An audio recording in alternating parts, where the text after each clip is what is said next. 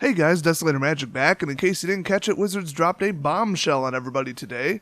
Aaron Forsyth, my favorite person in the entire world, why they just removed Modern as a format from the Pro Tours in 2017 and onward. So I figured we should go through it, break it down, and analyze the logic behind it, because overall I do definitely agree with the decision as a whole, and with the logic behind it. It starts out by saying, as you've no doubt heard by now, we no longer plan to use Modern as a Pro Tour format as of 2017. Modern will continue to be a big part of our organized play offerings, both at the Premier level and otherwise, but it is no longer a good fit for the Pro Tour. So why isn't it right for the Pro Tour? Wow, that's bad writing.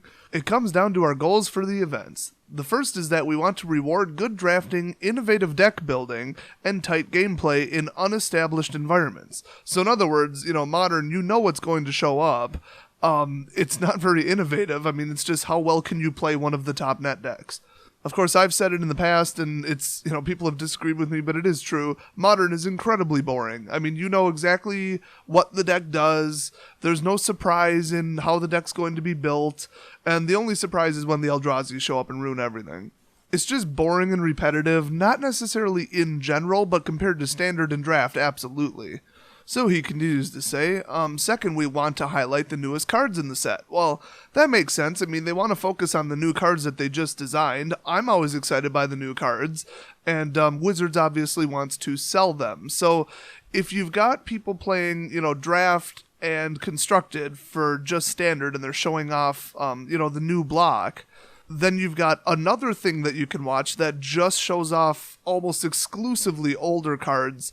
It's like they're proposing something that you can watch and follow and get interested in that's directly competing with their new cards that they want you to buy. So that one's a little bit selfish, a little bit greedy, but I think we all want Wizards to stay in business, and it does make sense to direct the most attention at the newest set of cards that they just got done designing, because it probably has new mechanics, never before seen ways to play the game and that sort of thing, and that's what I get excited about. Then the article continues, to those ends, we position the Pro Tour events just a couple weeks after each new set comes out. And that by itself is a huge problem, because they explain why that doesn't really work. Then it says they position the Pro Tour events just a couple weeks after each new set comes out, which both provides the fresh new proving ground for our players and showcases each new set in a Premier level setting right at the beginning of its life cycle. As time has passed since Modern's inception, some cracks started to appear that made us question its relevance to the Pro Tour. Our top players, now keep in mind, it's the top players, the people who play Modern all the time and usually win. They pointed out to us that Modern wasn't often about innovating or solving the puzzles presented by a new card set, but rather it rewarded huge numbers of repetitions with established decks. And while that kind of play can be interesting and is relevant to a lot of the Magic audience, it wasn't what the Pro Tour was supposed to be about. And that makes perfect sense, because it's literally like 2 weeks after the new set comes out. So, I mean, they're kind of like holding an event because the new set came out. And so I totally follow that logic. It makes perfect sense. The whole reason behind a Pro Tour is that you give people only a very short amount of time to figure out how, Shadows over Innistrad, for example, works. What's the best draft cards? What's the best combination of decks that win? What's the best constructed deck, or, whatever format they decide to throw in there. Then they just sort of tacked Modern onto it because it's popular and it has nothing to do with the rest of the event. Next, they did make a really good argument that's not on everybody's radar. They said, in order to try to present players with a new environment to explore, we'd implement the changes to the banned list that we identified throughout the previous year right before the Pro Tour. So, it's basically, okay, I got my deck, I'm all set. Oh, and they just banned it. Whoops. Now you've got 2 weeks or less to redo your entire deck, your entire strategy, and you already booked the hotel, and good luck. So as they put it, that would often cast a shadow of dread over the impending Pro Tour for many of the format's fans, as the spotlight of a Pro Tour accelerated the rate at which we'd ban problematic cards in the format. So in other words, they had to allow the maximum amount of time to consider harmful cards to Modern, and any other format basically, and then announce the ban list as late as possible, because they want to take in the most amount of events and look at the most number of tournaments before making a decision, but they had to do it about 2 weeks out from the Pro Tour, which is not enough time for people to adapt to the new cards being banned. I mean, they'd have to just scramble to get new decks and new cards.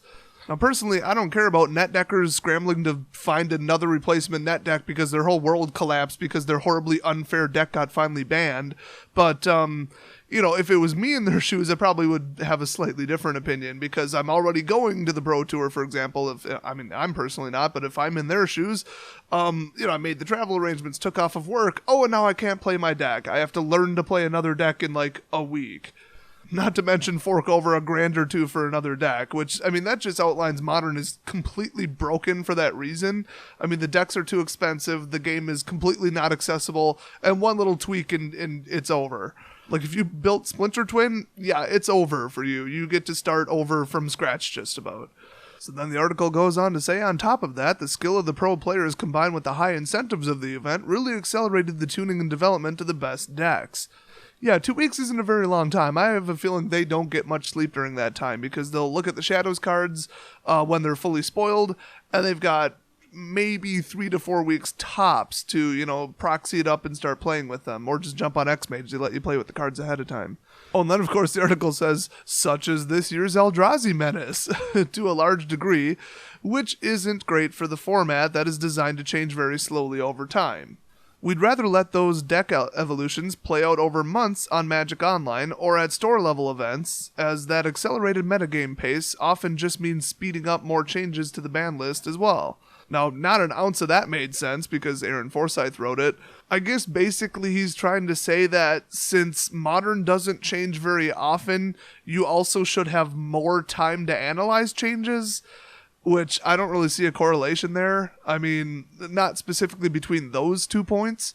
Just in general, giving somebody about 2 weeks to redo their entire deck if it gets altered by a ban list, or if you built your deck to beat another deck and then that deck gets banned, for you to adjust your own deck. 2 weeks isn't enough time, but just because Modern doesn't change very often, I don't see the correlation between the amount of time you should have to change your own deck. I think by saying, hey, it needs to kind of resolve at the local level and on MTGO over more time, they mean instead of like 2 weeks to just throw together something that kind of works, like some clunky Eldrazi deck that actually does work but probably could be a little bit better, but you ran out of time to test it, you could wait like 2 months or something and then just watch what evolves on MTGO and then, build that, because then you'll have a new set of perfect decks. I guess that's a valid point, but I don't completely agree with it. So anyway, then the article goes on to say, for all those reasons, we made a move to eliminate the Modern Pro Tour once before for the 2015 season. Now, I don't remember that, I guess because I didn't give a crap about Modern, and I was really, new-ish to playing at that time when they announced that. But anyway, the decision was met with a chorus of boos and was quickly rescinded, so why are we doing it again? That is, my favorite line from the whole article. Oh my gosh. The main reason is that we've made Standard a lot more dynamic than it was in 2015, primarily by moving to 2 blocks per year with corresponding format rotations. So now 4 Standard Pro Tours should deliver a large variety of decks across the year, and there is significantly less need to break up potential stagnation with the variant format. So, in case you're not familiar, they doubled the number of cycle outs in Standard per year. So now it cycles twice, which is nice because then if you've got a Thoughtseize or you've got a Siege Rhino, it's gone way quicker. So you can't just prop up all your decks for a year and a half on just one card, which is what people were doing. That, and if, the card Jeskai Ascendancy is the absolute cornerstone of a certain deck, then they'll stop having the problem occur where a new set comes out and makes the Jeskai deck even stronger by swapping out 1 or 2 cards. Now instead, Jeskai Ascendancy will cycle out when Shadows came out, for example, and then the Shadows cards won't sit there and make Jeskai better, which it probably actually would have. So basically, it's the same problem as Modern. Standard, okay, the same deck dominates Standard. It just dominates. So for well over a year, you see the same deck just keep winning and winning and winning and winning all the pro-level events. Now with card cycling twice, you're twice as likely to have a really good deck fall apart because now it's missing cards. And I completely agree with that. Standard is supposed to be really dynamic, and it's like solving a puzzle, as they always say. You're supposed to gradually make a better and better and better deck, and then when something changes, you start over and make a better and better and better deck. And it's all about improving your deck to the point where you've got a better deck than everybody else. Now with Modern, you improve your deck until it's better than everybody else and then sit on it forever. And of course, since that's boring and undynamic, as they put it, nobody wants to see that happen in Standard. So that's why I completely support the decision to cycle Standard twice as often. And I mean, like I said, I've seen so many Thoughtseizes and Siege Rhinos and just stupid, obnoxious cards stay in Standard way too long. I mean, way too long. I mean, who here listening to this video right now doesn't want Sphinx's tutelage gone? I want that card gone. I'm sick of playing against it. I'm sick of playing against Mill in general. But unfortunately, I've got to wait, until at least August for that card to go away. But normally, I'd have to wait way past August for that card to go away. So it's definitely an improvement. So their argument is Standard is more exciting to watch because every single event it'll be a little bit different. So you won't get bored watching it and have to watch the Modern coverage instead to find anything moderately interesting. Now the article moved on to the next subtitle, and I love this. It says, "What we want Modern to be." Now I am going to bookmark this and screenshot it and save it forever because every single thing on this list is something I've said in the past, and then just complete idiots who are clueless about the game and think they know the game jump all over me in the comment section and say I'm wrong. Well, you guys want to know a secret? Wizard says that I'm right and you're wrong because this is what they themselves have stated they want Modern to be. You know, I was actually going to go back to my old videos and screenshot really heavily thumbed up comments saying I'm wrong about Modern and that everything, all my opinions about Modern are wrong, and then like showcase them for like a parade of complete idiots. But even I'm not that dickish, and also I'm really, really lazy. And that sounds like an awful lot of work. So the article then continues to say, in the wake of the recent Splinter Twin banning, Eldrazi dominance, Eye of Ugin banning, Ancestral Visions, and Sword of the Meek unbanning series of events, I am frequently asked what we want Modern to be as a format. You know, he's also even more commonly asked, why the hell did you approve this card? But that's for a different article. My answers to these questions should be seen as guidelines that we use to help our thinking internally, but they are not infallible policies. Should players' attitudes toward the format change over time, we're likely to adjust our guidelines as well. Which is completely not true, by the way. I want to spend $1,000 and play the same deck forever, and you guys should stop banning it. Yeah, they're really going to listen to that. Modern should, bullet point number 1, be a fun way to play Magic, which he says is, easy to forget but very important. It should let you tap into your collection to expand upon established decks and familiar strategies from Magic's recent past. Well, of course, unless your collection has all of the best cards in the top decks, that's completely not how it works at all. Well, except for casual, but nobody ever talks about that, and especially the staff. Anyway, point number 3 was to offer different types of decks and gameplay than what you typically see in Standard. Now that is hugely important. That's why people play Modern. Number 4, to not rotate, allowing you to keep a deck for a long period of time. Well, there's no problem with that right now.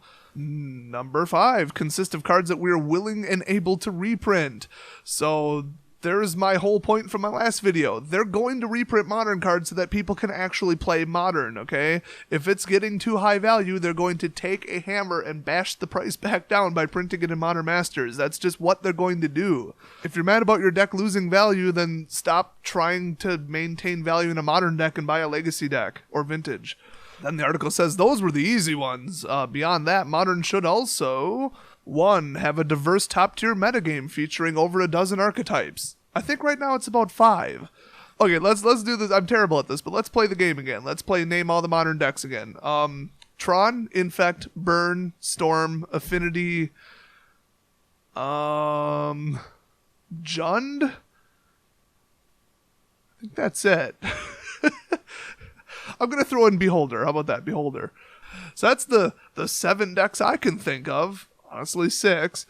And the second point was not be dominated by fast, non-interactive decks. Oh, hallelujah. Thank God they said that one. That's right, Burn to a certain extent, absolutely Affinity, and without a doubt in anybody's mind, Storm. Wizards and any player with half a brain wants all of those decks dead and buried forever. Now, unfortunately, getting rid of those top decks because they're non-interactive combo crap decks, kind of like Amulet Bloom, completely violates the first point that they just made, which is have a diverse top-tier metagame, because you'd be shrinking it down to like 4 top decks. And that is the one and only reason they have not banned Affinity or Storm yet. Come on, Wizards, just grow some balls and pull the trigger. Just ban them, get it over with, and hope that somebody comes up with a new Tier 1 deck. Other than Eldrazi would be great. Now, the third point is interesting because everybody agrees with this, but it's really hard to make it actually happen. They said they want Modern to be at a power level that allows some newly printed standard cards to affect the format. And then he says we don't have other ways to introduce cards into the format because obviously, Modern Masters is 100% reprints. And we like it when cards or decks can transition. Nobody else likes it, but if you take like a pretty good deck, like a tier 2 one, and then a new Shadows over Innistrad card comes out that boosts it up to like tier 1, which I thought would definitely happen to Cryptolith, right? And I think it's still going to happen. But maybe a better example would be Elves with Collected Company. Collected Company took Elves and made it so much more powerful it's actually competitive. So by transition, they don't mean like constantly cycle, like all the top tier decks would just get nuked, but they do want new top tier decks.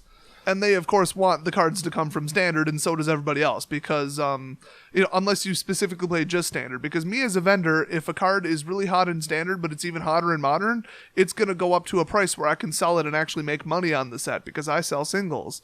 So the fourth point was to have as small of a banned list as possible that accomplishes all of the previous goals. So I completely disagree with the first part of that statement, but the second part, okay, that's the limiting factor, now I get it. Everybody knows by now that my opinion is take every single unfair card and ban it. I don't care if it's in a top deck or not in a top deck, ban everything that's just a simply by itself unfair card. Like, for example, they really should just ban Strionic Resonator, Kiora's Follower, Singing Bellstrike, Cryptolith Rite, Nykthos Shrine to Nyx, and Karametra's Acolyte. There's about 30 more I could name. They're all like Splinter Twin. You could just see in your mind, hey, I bet something will work with this card that'll make it a massively unfair deck sometime in the future. Isochron Scepter would be on that list. In fact, Isochron Scepter is already unfair with like Angel's Grace and like one-cost fog effects and oh my gosh. Silence you could put on that thing. I mean, it's just an unfair combo, but they don't give a crap because, they're trying to ban as little cards as possible. But there's still really unfair cards and unfair combos. Even though it's not in a tier 1 deck, it's still unfair, and it makes people really mad when they lose against it. So that last point I could not disagree with more. So that's basically the end of the article. They do go on to say what standard should be, no surprises there. Really, I only care about the Modern aspects of this announcement. Since it's about removing Modern. But, if you want to read the rest of it, the link's down in the description, of course. And let me know down in the comment section what you guys feel about all of this. If you think they should leave Modern in the tour with a 2-week scramble period to redo the decks. I do think that's kind of funny and interesting. I mean, it's kind of like there are other sports out there where you have to just drop something on you and you have to like solve it really quickly, but I guess that's not really what they wanted, Modern to be. They said it should be slow moving, and yeah, it pretty much should be. And I think this is overall a positive change. I mean, like I've said in the past, people are getting sick of Modern. They're sick of watching it. It's boring and repetitive. So if they take it off the live streams by removing it from the event, good for them. I find the top competitive levels of Modern very boring, repetitive, and stupid, and just annoying to watch. So not everybody shares that opinion, but it looks like Wizards, at least from what they said, is aware of that opinion from some people. And you just don't want to lose interest and lose viewers. You just don't want to do it. So making the Pro Tour 100% about Standard, since that's what it is, and it's right after Standard is released, and that's the focus of the whole event, it makes perfect sense. And I know there's going to be a lot of controversy about that, but I agree with 99% of the logic on why they did it, and, it's still going to be at other competitive events, so it's not like they're removing Modern as a format, which even I would have a problem with that. That would be absurd. So hopefully they don't drop any more crazy new bombs on us news-wise in the near future, because I think everybody's all crazied out for now. And hopefully I'll have time to, instead of talk about crazy news that just came out, actually show you guys my new Standard deck, which is even more unbeatable than Crypto White. Yeah, I know, I keep sweeping my F&M with it, and it's like, it feels unfair to build an even worse deck than it, but honestly, Crypto Bomb is worse. It is way, way, way worse. Well, I'll see you guys next video.